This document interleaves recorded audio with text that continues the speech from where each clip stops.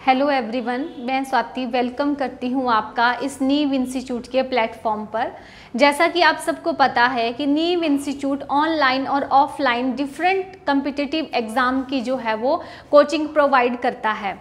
ठीक है, तो आज से हमने भी कुछ दिन पहले से जो है वो HP टेट की online coaching for different subjects जो हैं मेडिकल, नॉन मेडिकल और आर्ट्स के लिए जो है वो स्टार्ट कर दी है। अगर आप भी हमारे ऑनलाइन बैच में शामिल होना चाहते हैं HP टेट के, तो आपको प्ले स्टोर पर जाकर हमारी एप्लीकेशन नीव इंस्टीट्यूट के नाम से डाउनलोड करनी होगी और हमारे फ़ोन नंबर 9459802085 पर कॉल करके अपनी क्लास जो है वो बुक करवानी होगी। बहुत सारे स्टूडेंट्स ने जो है ऑनलाइन बैच के लिए जो है वो अपनी क्लासेस बुक करवा ली हैं। ठीक है, तो अगर आपको भी अपनी क्लास बुक करवानी है और अच्छे से तैयारी करनी है तो आप प्लीज़ हमारे फ़ोन नंबर पर कॉल करके अपनी क्लास जो है वो बुक करवाइए। मैं HP टेट मेडिकल में आपको केमिस्ट्री और बायोलॉजी का पोर्शन करवाऊंगी। ठीक है, अपनी पिछली क्लास में मैं आपको एसिड बेस और सॉल्ट्स के बारे में बता रही थी। कुछ टेक्निकल प्रॉब्लम के कारण जो वो वीडियो था उसका प्रॉपर एंड नहीं हो पाया है, तो मैं आज आपको जो हमारा वहाँ पे लास्ट टॉपिक था न्यूट्रल सॉल्यूशन, जो मैंने यहाँ लिखा है न्यूट्रल सॉल्यूशंस, और ये हमारी क्लास 10th है, यहाँ से शुरू करती हूँ। तो न्यूट्रल सॉल्यूशंस क्या होते हैं? न्यूट्रल सॉल्यूशंस वो सॉल्यूशंस होते हैं जो ना एसिडिक होते हैं और ना ही बेसिक होते हैं। न्यूट्रल सॉल्यूशंस वो सॉल्यूशंस होते हैं जो ना एसिडिक होंगे और ना बेसिक होंगे, ना वो एसिडिकली बिहेव करेंगे ना बेसिकली बिहेव करेंगे, वो न्यूट्रल होंगे। ठीक है, तो neutral solutions are those solution which not behave acidically और बेसिकली, ना वो एसिडिक बिहेव करेंगे ना बेसिक बिहेव करेंगे, और ना ही कोई इंडिकेटर उन पर डालने का कोई असर होगा। वो अपना जो है वो कलर चेंज नहीं करेंगे, ना एसिडिक बिहेव करते हैं वो ना बेसिक, और कोई भी इंडिकेटर हम उनमें डाल लें they will not change their colour, तो वो होते हैं न्यूट्रल सॉल्यूशंस। ठीक है, तो आप अच्छे से समझ गए होंगे व्हाट आर न्यूट्रल सॉल्यूशंस। और न्यूट्रल सॉल्यूशंस में हम देखेंगे न्यूट्रलाइजेशन रिएक्शन कि जो सॉल्यूशन है वो ना एसिड बिहेव करते हैं ना बेस बिहेव करते हैं, तो वो बनते कैसे हैं। ठीक है, और न्यूट्रलाइजेशन रिएक्शंस क्या होती हैं? ठीक है, neutralisation reaction is a reaction of an acid with a base, ठीक है, to the formation of salt and water. ठीक है, और यहाँ पे मैंने एरो लगा के ऊपर को किया है कि हीट भी इन रिएक्शंस में जो है वो रिलीज होती है। तो व्हाट आर न्यूट्रलाइजेशन रिएक्शंस? ऐसी रिएक्शंस जिनमें एसिड और बेस आपस में जो है रिएक्शन करके सॉल्ट और वाटर बनाते हैं with the elimination of small amount of heat energy is called neutralisation reactions. ठीक है, अब जैसे हम एग्जांपल लें, HCl है हमारे पास, आपको पता है ये एसिड है, सोडियम हाइड्रोक्साइड NaOH है, ये हमारा बेस है। ठीक है, तो ये बनाता है सोडियम क्लोराइड। क्या बनाता है? सोडियम क्लोराइड, और सोडियम क्लोराइड हमारा है सॉल्ट, और ये सोल्यूशन की फॉर्म में जो है हमें मिलेगा, प्लस वाटर जो है वो होगा, क्योंकि ये सॉल्यूशन की फॉर्म में है तो हम प्लस वाटर लिखते हैं इसको। ठीक है, ये सॉल्यूशन की फॉर्म में है तभी हमने इसको प्लस वाटर करके लिखा, और with the elimination of heat energy. ठीक है, तो न्यूट्रलाइजेशन रिएक्शंस वो रिएक्शंस हैं जहां एसिड और बेस आपस में रिएक्ट करके जो है वो सॉल्ट बनाते हैं। ठीक है, और हीट एनर्जी जो है वो क्या करते हैं? रिलीज करते हैं। ठीक है, अब ये जो बना आपके पास NaCl का सॉल्यूशन बना, दैट इज न्यूट्रल सॉल्यूशन, जो मैंने आपको बताया न्यूट्रल सॉल्यूशन। ये जो सॉल्यूशन बना एसिड और बेस से, ये न्यूट्रल है, ना ये एसिडिक बिहेव करेगा ये सॉल्यूशन, ना ये बेसिक बिहेव करेगा। मतलब कोई भी इंडिकेटर अगर मान लो आप लिटमस इसमें डालते हैं, ठीक है, तो जो इसका कलर रहेगा सॉल्यूशन का वही रहेगा। कोई कलर नहीं चेंज होगा, चाहे आप इसमें लिटमस एज अ इंडिकेटर डाल दें या फिनॉल पैथिलीन डाल दें। तो ये हुई आपकी न्यूट्रलाइजेशन रिएक्शंस, ठीक है। तो न्यूट्रलाइजेशन रिएक्शंस जो है वो हम क्यों पढ़ रहे हैं, तो इसके लिए पढ़ रहे हैं क्योंकि हमारी जो डेली लाइफ है उसमें न्यूट्रलाइजेशन रिएक्शंस के जो हैं वो बहुत सारे यूजेस हैं। क्या हैं? बहुत सारे यूजेस हैं। तो हमारा हेडिंग बनेगा uses of neutralisation reactions in our daily life. हमारी डेली लाइफ में न्यूट्रलाइजेशन रिएक्शंस के यूजेस। सबसे पहले आता है हमारा कि जो न्यूट्रलाइजेशन रिएक्शन से जो न्यूट्रल सॉल्यूशन बनता है, ठीक है, वो हेल्प करता है इनडाइजेशन में। इनडाइजेशन होता है, डाइजेशन होता है खाने का पचना, इनडाइजेशन जब आपको प्रॉब्लम आए। तो देखो आप ये किस तरह से यूज होता है, हमारे स्टमक में आपको पता है HCl एसिड होता है। आपसे पूछें कि which acid is present in our stomach, तो that is HCl hydrogen chloride, ठीक है, वो प्रेजेंट होता है, ठीक है। वो हमारे खाने को डाइजेस्ट करने में हेल्प करता है और ये प्रॉपर उसकी क्वांटिटी होती है, डेफिनेट क्वांटिटी होती है कि वो इतना ही रिलीज होगा। अगर वो बहुत ज़्यादा रिलीज हो जाए तो इनडाइजेशन हो जाता है, वो पेनफुल होता है, हमें खट्टे डकार से आने से शुरू हो जाते हैं, गंदे हिकअप्स आते हैं, ठीक है। अगर वो ज़्यादा जो है वो रिलीज हो जाए तो हमें इनडाइजेशन हो जाता है जो पेनफुल होता है। कई बार हमारे स्टमक एक्ट भी हो जाती है, हमें पेट में दर्द भी हो जाती है। तो उससे रिलीफ पाने के लिए we take antacid, we take antacid. ये एंटासिड क्या है? ऐसा जो एसिड के इफेक्ट को, जो एसिड हमारे स्टमक में प्रोड्यूस हुआ उसके इफेक्ट को जो है वो ख़त्म कर दे, वो होता है एंटासिड। तो उसके लिए हम लेते हैं मिल्क ऑफ मैग्नीशिया। क्या लेते हैं? Milk of magnesia. और मिल्क ऑफ मैग्नीशिया क्या होता है?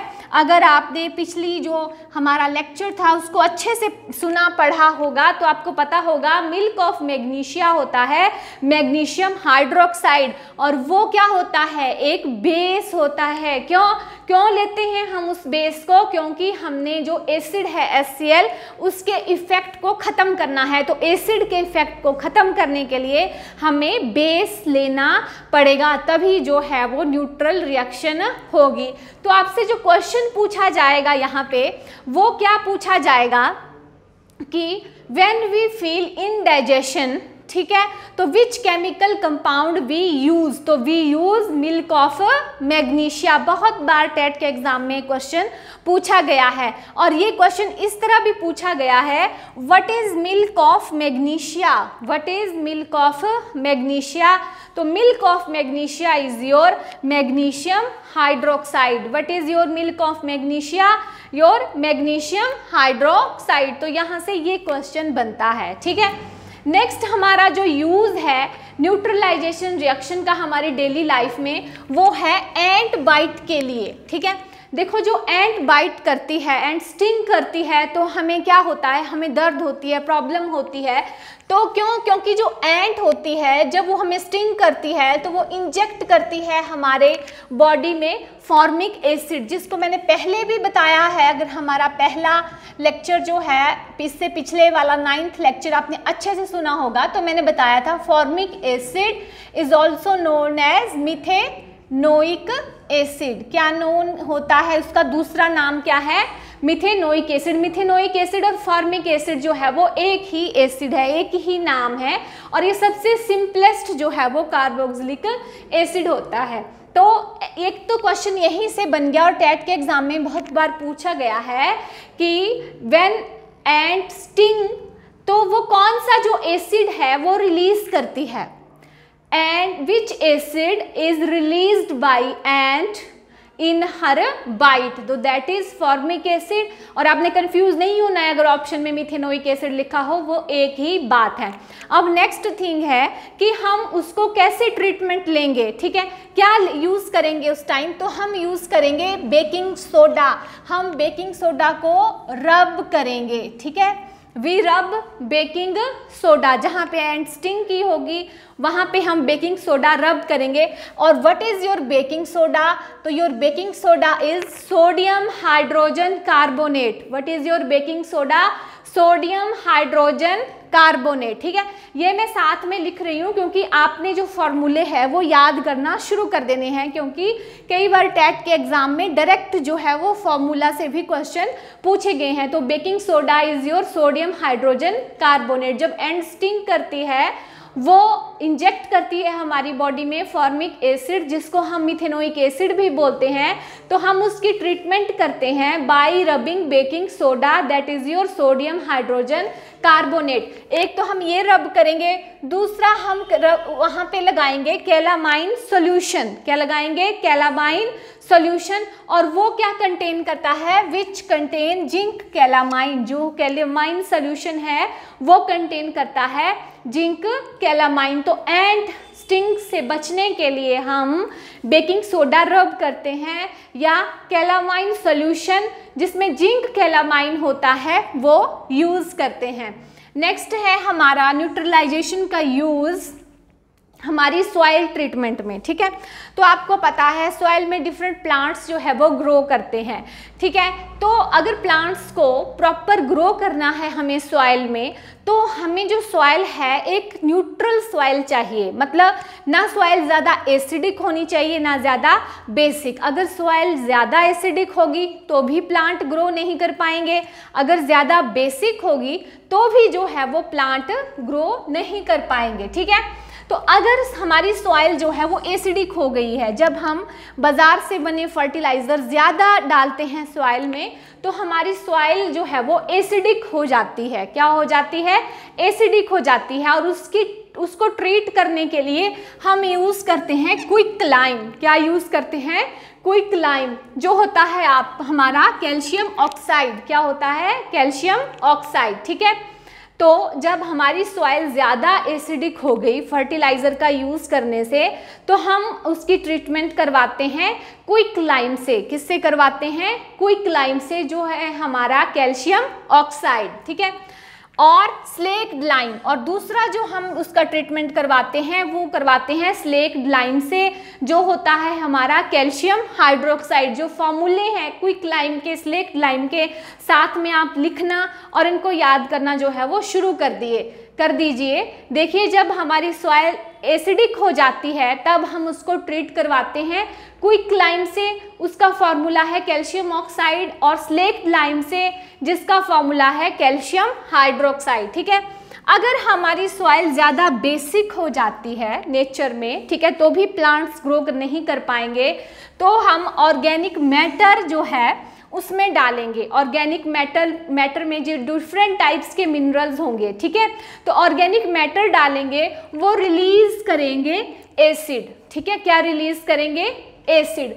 ठीक है, तो आपको पता चल गया कि जो न्यूट्रलाइजेशन रिएक्शंस है वो हमारी डेली लाइफ में किस तरह से यूज़ होती हैं। सबसे पहले तो यूज़ होती है इंडाइजेशन में, जब हमें स्टमक एक होती है, ठीक है, तो हम उसके लिए यूज़ करते हैं मिल्क ऑफ मैग्नीशिया। और ये क्वेश्चन ऐसे भी पूछा गया है कि milk of magnesia is an, तो it is an anti acid. ठीक है, एंड स्टिंग करती है तो हम यूज़ करते हैं formic acid and methanoic and sting करती है तो वो हमारी बॉडी में एंटर करती है formic acid and methanoic acid. ठीक है, ये एक ही एसिड के दो अलग अलग नाम हैं। ठीक है, तो हम उसकी ट्रीटमेंट करवाते हैं बाय यूजिंग बेकिंग सोडा और कैलामाइन सॉल्यूशन। अगर हमारी सॉइल जो है वो ज़्यादा एसिडिक हो गई है तो हम क्विकलाइम यूज़ करते हैं और स्लेक्ड लाइम यूज़ करते हैं। अगर हमारी सॉइल जो है ज़्यादा बेसिक हो गई है तो हम ऑर्गेनिक मैटर जो है, जो जिसमें एसिड होता है, वो रिलीज करवाते हैं अपनी सॉइल में। नेक्स्ट है हमारा reaction of acid with metal. Reaction of acid with metal की जब एसिड मेटल के साथ रिएक्ट करते हैं तो वो क्या बनाते हैं? जब एसिड जो है हमारे मेटल के साथ रिएक्ट करते हैं तो वो मेटल सॉल्ट बनाते हैं। क्या बनाते हैं? Metal salt. और साथ में हाइड्रोजन गैस जो है वो रिलीज करते हैं। क्या रिलीज करते हैं?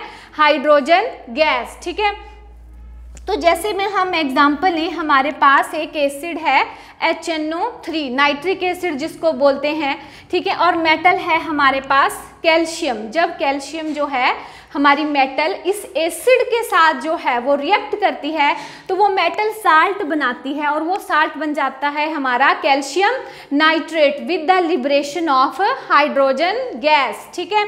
अब जो नेक्स्ट जो हमारा होगा वो है जब हाइड्रोजन क्लोराइड एसिड है उसको हम जिंक के साथ जो है वो ट्रीट करवाते हैं, जिंक मेटल के साथ, तो जिंक क्लोराइड बनता है और हाइड्रोजन गैस रिलीज होती है। आप देखते हैं कि जब भी एसिड मेटल के साथ रिएक्ट कर रहे हैं तो वो मेटल सॉल्ट बनाते हैं, साथ में रिलीज करते हैं हाइड्रोजन गैस। हमने रिएक्शन देखी थी, reaction of acid with metal के साथ, तो वो बनाते थे एसिड मेटल सॉल्ट, ठीक है। अब हम देखेंगे reaction of base with metal, ठीक है।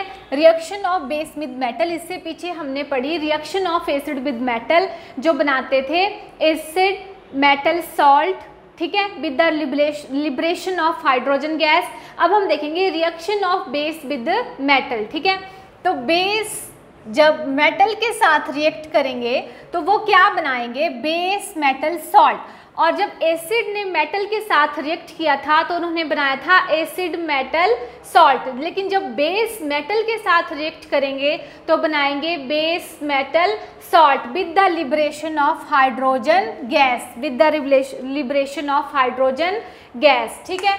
जैसे में हम एग्जांपल लें, एक है बेस आपके पास, मोस्ट कॉमन बेस है आपका सोडियम हाइड्रोक्साइड। मोस्ट कॉमन जो बेस है आपका वो है सोडियम हाइड्रोक्साइड, ठीक है। जब हम सोडियम हाइड्रोक्साइड को जो है वो जिंक के साथ जो है, जिंक आपकी मेटल है, जिंक के साथ जो है रिएक्ट करवाते हैं तो हमारे पास बेस है, हमारे पास यहाँ पे सोडियम, मेटल आ गई, जिंक और ऑक्साइड का साल्ट बन गया, तो इस साल्ट का नाम है सोडियम जिंकेट। जो Na2ZnO2 सॉल्ट बना उसका नाम है सोडियम जिंकेट और हाइड्रोजन गैस जो है वो रिलीज होगी। तो आपने याद रखना है जब बेस मेटल के साथ रिएक्ट करते हैं तो बेस मेटल सॉल्ट बनाते हैं with the liberation of hydrogen gas. आपको कंफ्यूज नहीं होना है what is base metal salt. Base metal salt कुछ नहीं है, बेस और मेटल जो है वो आपस में रिएक्ट कर देंगी और जो बेस का सोल्यूशन की फॉर्म में होगा, जैसे वो कार्बोनेट भी हो सकता है, यहाँ पे हाइड्रोक्साइड साइड है, क्लोराइड भी हो सकता है, तो वो फिर आपका सॉल्ट बना देगा, ठीक है। बेस आ जाएगा आपका यहाँ से, ठीक है, मेटल तो मेटल ही है, ठीक है, और सॉल्ट जो है वो पता है आपको सॉल्ट की फॉर्म में ही होगा, ठीक है।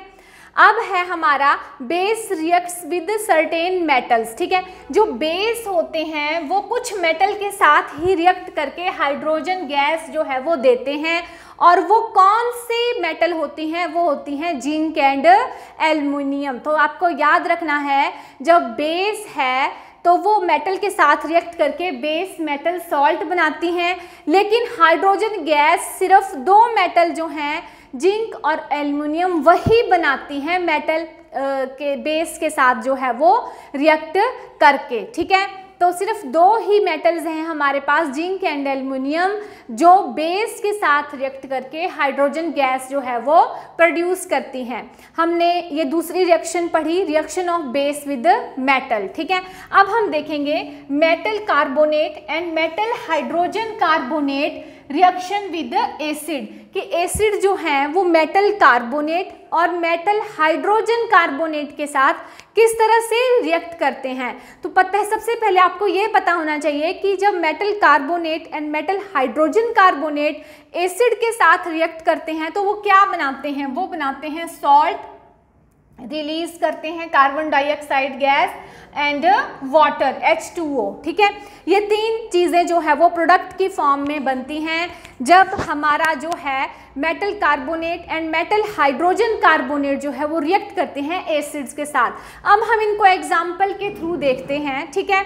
तो हम सबसे पहले लेते हैं मेटल कार्बोनेट। तो मेटल कार्बोनेट में हमने लिया सोडियम कार्बोनेट, उसने जो है HCl के साथ रिएक्ट किया और बना दिया प्रोडक्ट जो हमने ऊपर लिखा सॉल्ट, Na क्लोराइड आपके पास सॉल्ट बन गया, H2O वाटर बन गया and CO2 carbon dioxide gas बन गई। ठीक है, अब हम रिएक्शन देखें, हमारा जो मेटल हाइड्रोजन कार्बोनेट हैं, तो मेटल हाइड्रोजन कार्बोनेट में मैंने ले लिया सोडियम हाइड्रोजन कार्बोनेट, इसकी रिएक्शन करवाई HCl के साथ, तो इसने भी क्या बना दिया, sodium chloride, water and carbon dioxide gas. ठीक है, तो आपको पता चल गया कि जो metal carbonate and metal hydrogen carbonate acid के साथ रिएक्ट करते हैं तो वो बनाते हैं salt, carbon dioxide and water. ये चीज़ आपको ज़रूर याद रखनी है, ये वाली रिएक्शन। ठीक है, क्योंकि जब भी आप कोई रिएक्शन पढ़ें कि किसने किसके साथ मिक्स करके जो है वो क्या प्रोडक्ट बनाया, तो कई बार डायरेक्ट जो है वो एग्जाम में उससे रिलेटेड क्वेश्चन बहुत पूछे जाते हैं। ठीक है, तो ये था हमारा 3 टाइप की रिएक्शंस हमने देखी। Reaction of acid with metal, ठीक है, तो वहाँ प्रोड्यूस होती है हाइड्रोजन गैस।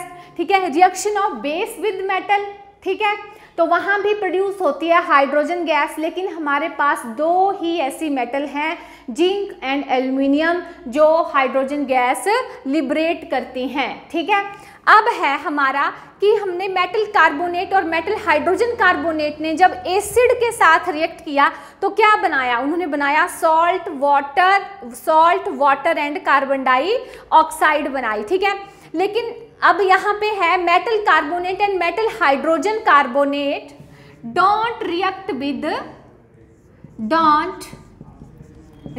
With base. ठीक है, बेस के साथ जो है वो metal carbonate and metal hydrogen carbonate जो है वो रिएक्ट नहीं करते हैं बेस के साथ, एसिड के साथ रिएक्ट करके बनाते हैं salt, carbon dioxide and water. ठीक है, अब ये 3 टाइप की रिएक्शंस हो गई, आपको इन रिएक्शंस के जो प्रोडक्ट हैं वो याद होने चाहिए। ठीक है, नेक्स्ट है हमारा जो आपको चीज़ याद रखनी है वो है all acids produce hydrogen gas. ठीक है, कि हमने जो भी रिएक्शंस देखी एसिड की मेटल के साथ, तो उन्होंने क्या किया, हाइड्रोजन गैस प्रोड्यूस की। तो आपसे क्वेश्चन पूछा जाएगा कि जब एसिड्स जो है वो मेटल्स के साथ रिएक्ट करते हैं तो कौन सी गैस प्रोड्यूस करते हैं, that is your hydrogen gas. ये टेट के एग्जाम में पूछा गया था कि जो एसिड्स हैं वो मेटल्स के साथ रिएक्ट करके कौन सी गैस प्रोड्यूस करते हैं, तो वो प्रोड्यूस करते हैं हाइड्रोजन गैस। अब हाइड्रोजन गैस प्रोड्यूस करने से तो उसका क्या मतलब हुआ, ठीक है,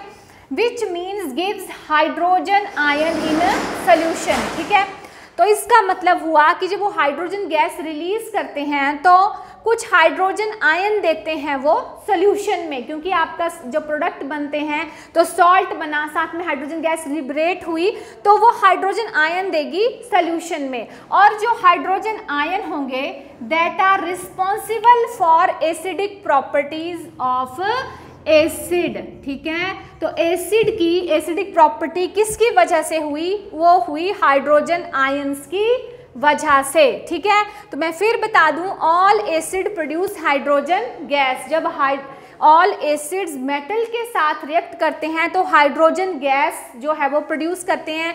हाइड्रोजन गैस प्रोड्यूस करने का मतलब है हाइड्रोजन आयंस देते हैं सोल्यूशन में। ये एक ही बात है, आपसे क्वेश्चन इस तरह भी पूछा जा सकता है कि all acids when reacts with metal then they produce hydrogen gas. ठीक है, ये ऑप्शन भी ठीक है, and they produce hydrogen ion in solution, तो वो भी बात ठीक है। इसका मतलब है कि जब एसिड जो है वो मेटल के साथ रिएक्ट करते हैं तो हाइड्रोजन गैस रिलीज करते हैं, या इस बात को हम ऐसे बोल सकते हैं कि वो हाइड्रोजन आयंस देते हैं सॉल्यूशन में, और ये हाइड्रोजन आयन ही रिस्पॉन्सिबल होते हैं एसिड प्रॉपर्टी ऑफ एसिड्स की। ठीक है, नेक्स्ट है हमारा जब एसिड वाटर के साथ रिएक्ट होते हैं तो वो क्या करते हैं। ठीक है, पर्टिकुलरली आपको पता होना चाहिए कि एसिड जो है वो वाटर के साथ रिएक्ट करके क्या देते हैं, और जो बेस है वो वाटर के साथ रिएक्ट करके क्या देते हैं। ठीक है, तो जो आपके एसिड हैं वो वाटर के साथ रिएक्ट करके देते हैं हमें हाइड्रोजन आयन। याद रखना है आपने, आपके एसिड हैं, जैसे हमने एग्जांपल ले लिया मानो HCl, ठीक है, तो वो वाटर के साथ रिएक्ट करके हमें क्या देगा, हाइड्रोजन आयन। और जैसे हमारा बेस है, हमने एग्जांपल ले लिया मोस्ट कॉमन बेस का NaOH, तो वो क्या देगा वाटर के साथ रिएक्ट करके हमें OH negative ion, hydroxide ion जिनको हम बोलेंगे। तो ये भी आपने ज़रूर याद रखना है कि एसिड वाटर के साथ रिएक्ट करके हमें हाइड्रोजन आयन देते हैं और बेस वाटर के साथ रिएक्ट करके हमें हाइड्रोक्साइड आयन देते हैं, जिसको हम बोलते हैं OH नेगेटिव आयन। ठीक है, अब एसिड और बेस फाइंड आउट करने के लिए हमारे पास एक स्केल है जिसको बोलते हैं pH स्केल। pH स्केल किसके लिए होती है आपको पता होना चाहिए, for measuring hydrogen ion concentration in solution. pH scale is used for measuring hydrogen ion concentration in a solution। जो pH scale है उसमें P stands for potenge, ये जर्मन वर्ड है पोटेंज। ठीक है, जो pH स्केल है उसमें जो P है, P स्टैंड्स फॉर पोटेंज। ठीक है, और इन जर्मन लैंग्वेज में पोटेंज का मतलब होता है पावर। क्या मतलब होता है, पावर। तो pH स्केल ऐसी स्केल है जो हमें पावर बताती है एसिड और बेस की, कि कौन सा सॉल्यूशन जो है वो एसिडिक है, कौन सा बेस है। तो वो कैसे बताती है, जो आपकी pH स्केल है उसमें 0 से लेकर 14 तक, ऐसे 0 1 2 3 4 5 6 7 8 9 10 11 12 13 14 तक नंबर होंगे। और जब आपको इस ऐसे स्केल होगी वो इस तरह की, ठीक है, उसमें 0 से 14 तक नंबर होंगे। ठीक है, जब आप उस स्केल को डिप करेंगे किसी सोल्यूशन में तो उसका ग्राफ जो है, जो सोल्यूशन है वो ऊपर चढ़ता जाएगा। ठीक है, तो अगर आपका सोल्यूशन जो है वो न्यूट्रल है आपका सोल्यूशन, तो उसकी pH आएगी 7। क्या pH आएगी 7। मान लो ये आपके पास वो स्केल है, ठीक है, आपने डिप किया है उसको इस तरह से, किसी सॉल्यूशन में आपने डिप किया है उसको। अगर वो सॉल्यूशन आपका न्यूट्रल है तो उसकी स्केल यहाँ तक चलेगी 7 तक, और उसके आगे नहीं जाएगा, वो ना पीछे रहेगा। तो इसका मतलब है वो सॉल्यूशन क्या है, आपका न्यूट्रल सॉल्यूशन है। ठीक है, अगर ये और चढ़ जाता है ऊपर को, ठीक है, समझ रहे हैं आप। ठीक है, तो अगर आपका सॉल्यूशन जो है वो एसिडिक है तो उसकी pH होगी, जो उसकी वैल्यू आएगी वो होगी लेस देन 7। क्या होगी, लेस देन 7, कि 7 से कम जब pH होगी तो आपका सोल्यूशन क्या होगा, एसिडिक। अगर यहाँ पे 7 से कम जो है, अगर हम 0 यहाँ लिखें तो ज़्यादा बेटर है, और 14 इधर लिखें। ठीक है, तो अगर 7 से कम रह जाती है आपके जो स्केल है उस पे बढ़ना आपका सोल्यूशन, तो इसका मतलब है कि आपका सोल्यूशन जो है वो क्या है, एसिडिक। अगर आपका सोल्यूशन बेसिक है, ठीक है, अगर आपका सोल्यूशन जो है वो बेसिक है आपका सोल्यूशन, ठीक है, तो आपकी जो pH है वो 7 से हो जाएगी अब। ठीक है, तो यहाँ पे जो आपकी pH है वो 7 से ऊपर चली जाएगी, वो 14 तक भी हो सकती है, 12 तक भी हो सकती है, 11 तक भी हो सकती है। तो इस तरह जो pH स्केल है वो आपको डिफरेंट सोल्यूशन के बारे में बताती है कि कौन सा सोल्यूशन एसिडिक है। एसिडिक के लिए आपकी pH less than 7, for basic के लिए more than 7, and for neutral solution it is 7। तो ये था हमारा आज का। नेक्स्ट हम और पढ़ेंगे एसिड और बेस की रिएक्शंस डिफरेंट मेटल ऑक्साइड्स के साथ। तो okay, thank you, have a nice day.